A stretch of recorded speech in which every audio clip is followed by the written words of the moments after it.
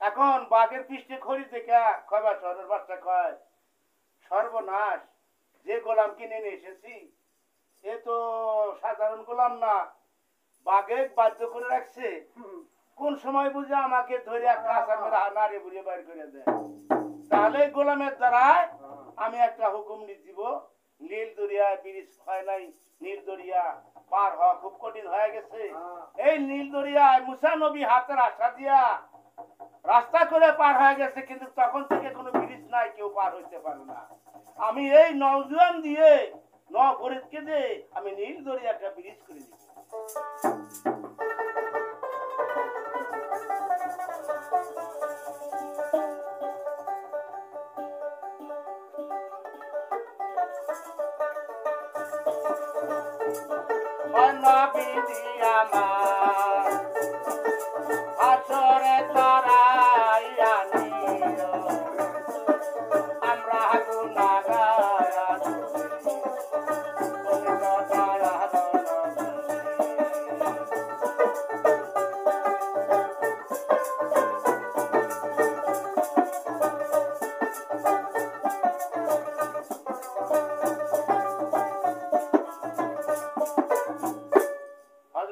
যখন খড়ি কাটা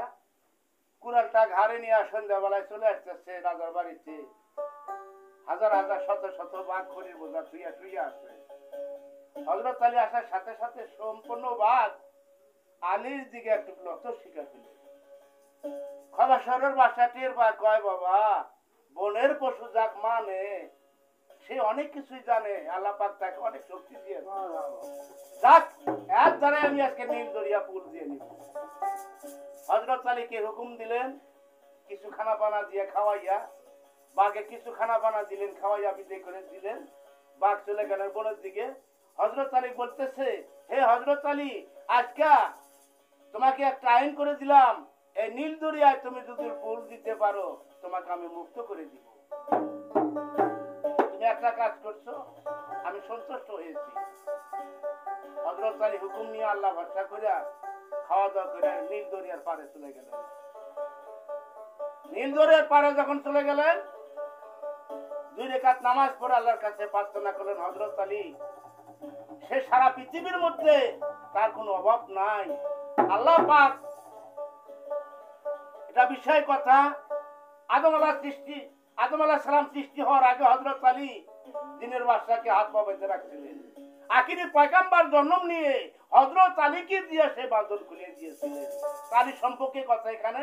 উদ্বেগ হতে হয়, আর বলবো না। তবে জিন পরি আসলেন, পাথর নিয়ে আসলেন, হাজার হাজার কোটি কোটি জিন পরি নিয়ে এসে নীল দরিয়ায় এক রাতের ভেতরে একটা পুল বানায় দিলেন।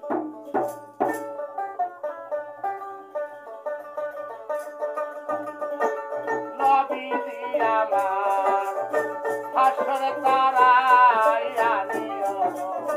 আমরা গুনাহগার,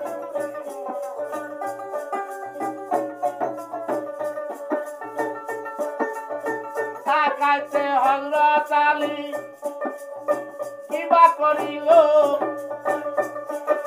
দিন পরি নীল দরিয়া উল্টিল। খয়বার বাদশা সকাল বেলা লক্ষ্য করিল,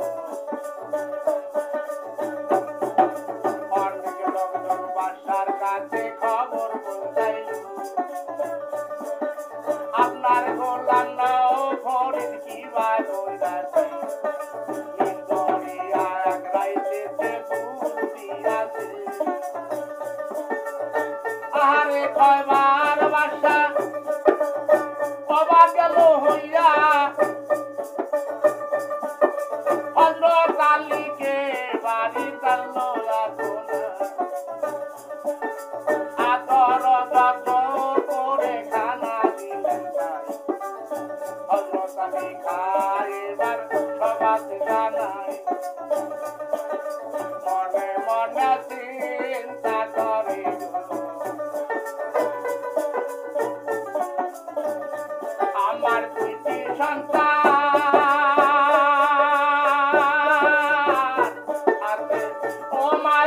বাড়ি গো হযরত আলী কান্দে বসি আরে খয়বার বাদশা হুকুম দিল ভাই খয়বার বাদশার বাড়িতে আছে যাও দানব সিন্ধুকের ভেতরে এই দানব দিয়া যাবে মানুষ মারি হযরত আলীকে মারার জন্য দাও পয়সা দে ভাই হযরত আলী হুকুম করে যাও না চলিয়াই হযরত আলীকে হুকুম করলেন নীল দরিয়া পুল দিয়ে আসলেন বাদশা খুশি হয় হযরত আলীকে খানা বানা দিলেন খাইলেন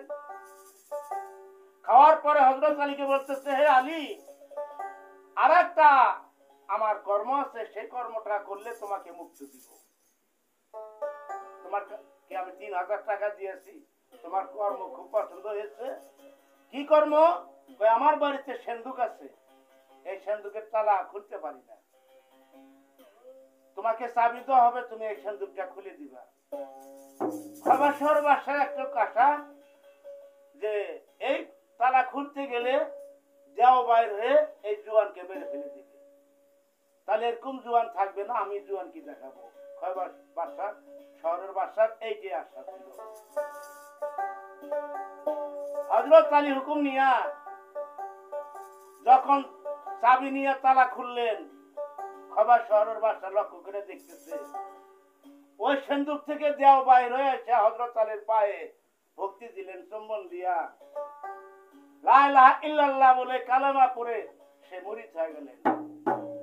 এখন বলতেছে সর্বনাশ আমি যাকে দুশমন ভাবি মুহাম্মদকে সে মুহাম্মদের কালেমা পড়তেছে দেও হযরত আলীর কাছে কালেমা পড়ে সে মুসলমান হয়ে গেলেন মুরিদ হয়ে গেলেন এখন খবর শহরের বাসা বলতেছে হে আল্লাহ আমার বাঁচার উপায় নাই এর দ্বারা হযরত আলীকে বন্দী করে নিয়ে আসতে হবে বলতেছে হে নফরিদ আমি তোমাকে আজকে একটা হুকুম দিলাম এই কর্মটা করলে তোমাকে আমি মুক্তি দেব তুমি মদিনা শহরে যায় হযরত আলীকে বন্দী করে নিয়ে আসবা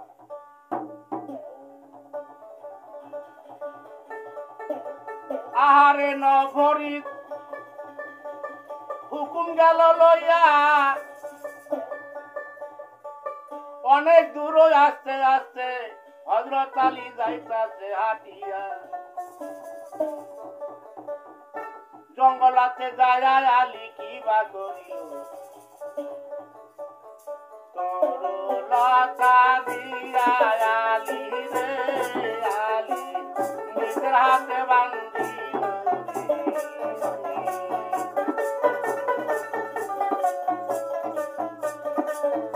আমার মানব মানুষ জনম বেতাই গেল রে আল্লাহ মানুষ নাকি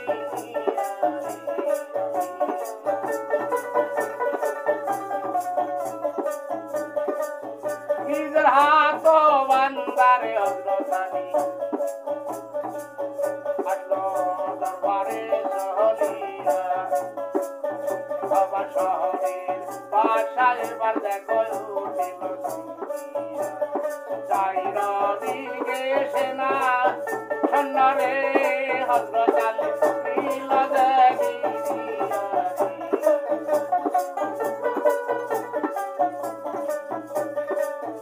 আলীকে গিরিয়া গড়িলেন শোনেন বন্ধুগণ বাড়িতে দুলদুল ঘোড়া দেখো সর্বনি করে বাবা মা নামাজ পড়েছে গো মরেছে দুলদুল ঘোড়া ডাকে তাই আমার নবী দুলদুল ঘোড়া বারে বাড়ি না পাইতাছে গেল ডেরে ভাইয়া দুদিনিয়া এবার তাদের ভেতর দিলেন গোড়া রং দে কালো হইল রে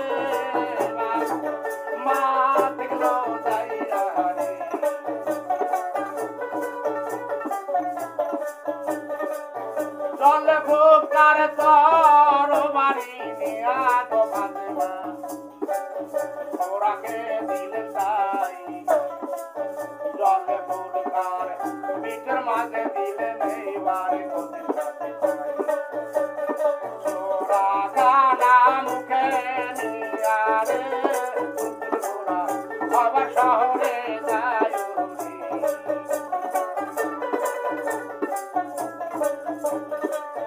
যুদ্ধ বাগে যায় এবারে ঘোড়া সবার শহরে ওই দিকে হযরত আলীকে রাগিতে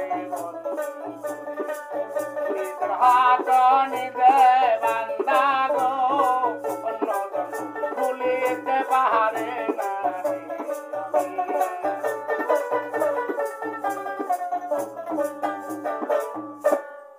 ঘোড়া যাইতেছে আর সটাইয়া চার পাও দিয়া খবর শহরের সেনা সৈন্য যা আটক দিতেছে সম্পূর্ণ সটাইয়া সরিয়া মারতে মারতে যেতেছে তরবারিতে আঘাত করতেছে আর যাইতেছে জল ফুকা নিয়া এতগুলা মানুষের মধ্যে যা হযরত আলীর কাছে যা যখন পৌঁছে গেলেন দুই হাত চটকানটা বাদর খুলা তরবারি আর জল ফুলকার হাতে নিয়া হযরত আলী দুলদুল ঘোরাতে সোয়ার হইয়া খবর শহরের যত সৈন্য ছিলেন সম্পূর্ণ সৈন্যের সাথে যুদ্ধে লড়াই করা শুরু করে দিলেন হযরত আলী খবর শহরের বাদশা বলতেছে হে আলী তোমার আসলের দোহাই নাকি আল্লাহর দোহাই নাকি তুমি যুদ্ধ বন্ধ করে দাও তোমার সাথে আমি পরাজয় হয়েছি আমি পতন হয়েছি আমি কালেমা পড়ে মুসলমান হয়ে যাব হযরত আলী ক্ষমতা দেখে খয়বার শহরের বাদশা সেখানে হযরত আলীর হাত ধরে সেনা সৈন্য যত ছিল সবাই কালেমা পড়ে মুসলমান হয়ে গেলেন সবাই বলেন সুবহানাল্লাহ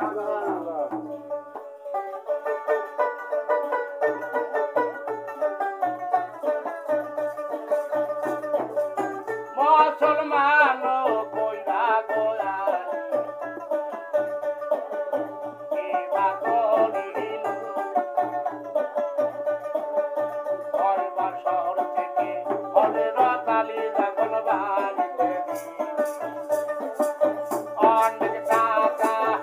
অনেক পয়সা গো হযরত আলী খয়বার বাদশা দিল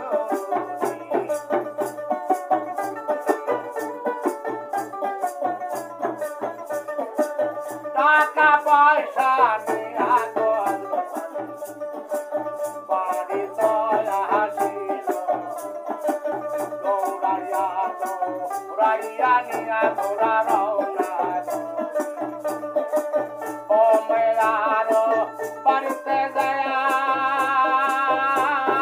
৩,০০০ টাকা দিল ঘুরাইয়া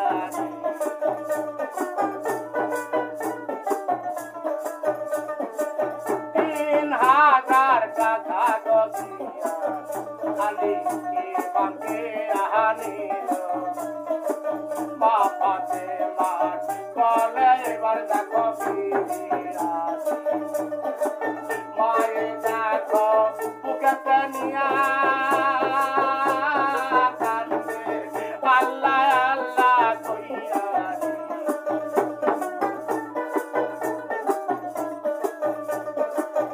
আহারে হযরত সবাতে যাই করিয়া বেরামন বিদায় করে দিয়া কষ্ট করিলেন নবীর জন্য হযরত আলী বাইরে কত কষ্ট করল রে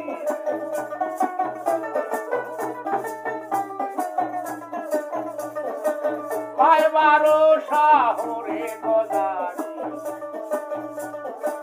সবাতে জাহানাই আমি বাবু শাহার আলী আমি সবাতে আমার ছেলেদের মালিক মখলিদুর শাহার বাউল নাহির যাবেন কোহরিয়া রে আমার নবী নাজি ফুলবাড়ি থানা বালার হাট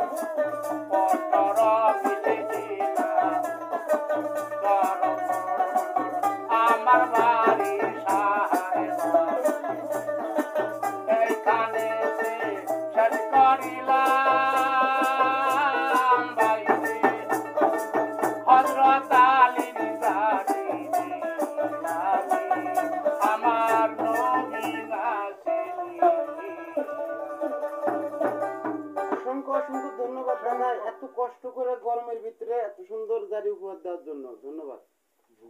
কাজ করেন সব।